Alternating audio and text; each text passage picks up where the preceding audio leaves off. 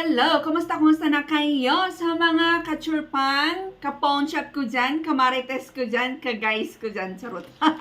Ako ulit ito, Beta Glassy, nagbabalik vlogging para sa inyo. Kumusta na? Sa mga baguhan pa lang at hindi nakasubscribe dito sa aking channel, please naman pa-support kasi libre lang po yan. At pakalimbang na rin yung bell na yan sa baba para lagi kang updated kung may kung may i-marites or i-share ako gaya ng aking i-share ngayon sa inyo na Sanla update. Okay? Kaya keep on watching.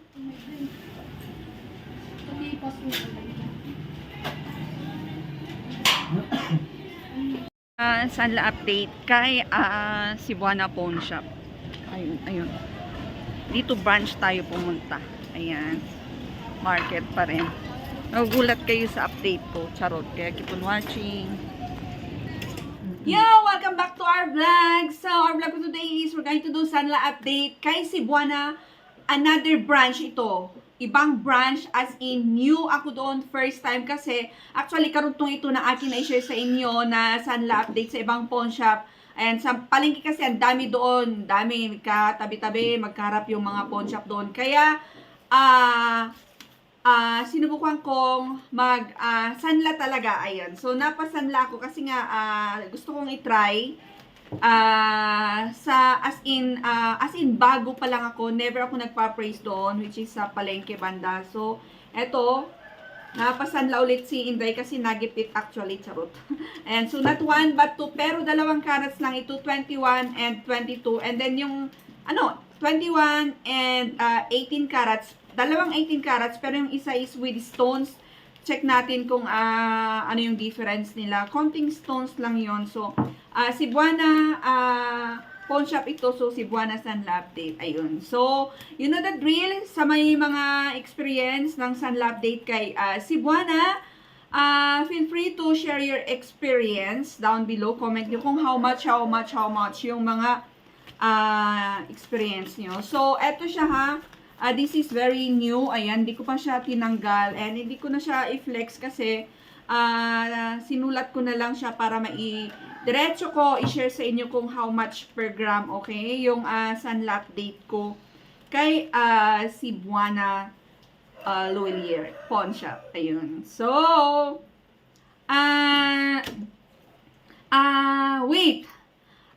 Sa mga nagtatanong pala, like sa Q&A natin, yung tanong-sagot ko na ginagawa ko para sa inyo, sa nagtatanong about sa Moissanite Diamond, natanong ko doon sa branch na yun is hindi nila tinatanggap yun unless daw pag yung malalaki daw, malalaki as in ganyan, malalaki na Moissanite, ayun, nabuo siya.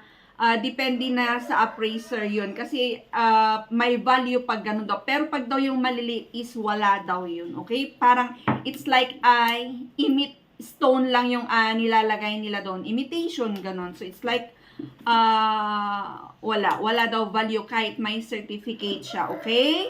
Ayun, natanong ko na yan. And nandito ako sa bahay at sumasabay ulit ang manok. Kaya diretso na natin kasi may atat na atat dyan, hindi makapaghintay. Sabi niya, dami pang sinasabi, hindi mo pa sabihin kung magkano yung program.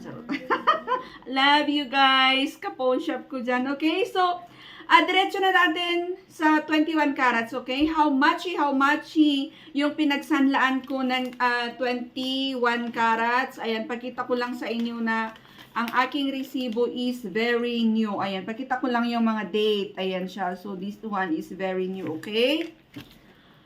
I-divide ko na siya, yung per gram mismo yung ibigay ko sa inyo, ang 21 carats is 3,673. Sa branch na yun sa market, anong itanong ito? Basta, branch 4. Ayun, branch 4 siya. Ayun, so 3,673 pesos. O, diba? OMG. Mababa po, okay? Mababa po compare sa aking mga suki or sa mga pinupuntahan ko na sa sobrang city lang, mataas yung appraisal nila doon. Umabot ng 3,900 pesos yung 21 carats.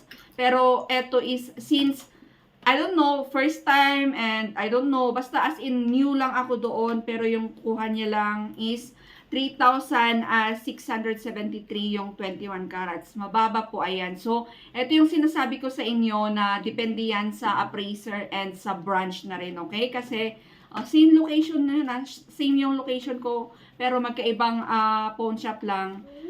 Ang ano dyan lang is magkakaiba yung nakaupo doon na nagtatrabaho na mag-appraise or kukuha sa ating mga lots. Kaya iba-iba yung binibigay nila na rate, okay?